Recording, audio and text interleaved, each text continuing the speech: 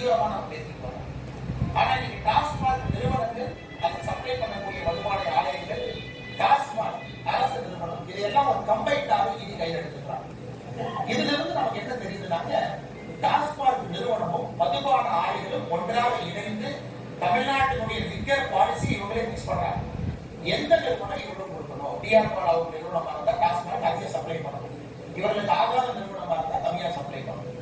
அதிலும் அந்த நிறுவனம் டாஸ்மாக் எவ்வளவு சப்ளை பண்ணணும், டாஸ்மாக் வராம எவ்வளவு சப்ளை பண்ணணும். வருகின்ற காலத்தை பத்தி நிறைய பேசுவாங்க. ஈடியினுடைய அதிகாரப்பூர்வமான அறிக்கை வரட்டும், வர வரை நம்ம காத்திருப்போம். இன்னைக்கு முன்னணி பத்திரிகை நண்பர்கள் எல்லோரும் நீங்க எடுக்க ஆரம்பிச்சிட்டீங்க, கையில பேச ஆரம்பிச்சிட்டீங்க.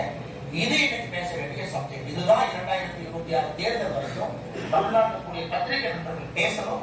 எப்படி மக்களை குடிகாரர்களாக்கி குடிக்க வைத்து அவங்களுடைய உயிரை எல்லாம் எடுத்து, பெண்களுடைய தாலியெல்லாம் எடுத்து அந்த பணத்தை வைத்து ஆட்சியாளர்கள் ஆட்சியில் அமர்ந்திருக்கிறார்கள் என்பதுதான் சோழிங்க. அடுத்த ஒரு வருடத்துக்கு இதை தவிர எதுவும் பேசக்கூடாது என்பது பாரதிய ஜனதா கட்சியினுடைய ஒரு தாழ்மையான கோரிக்கை.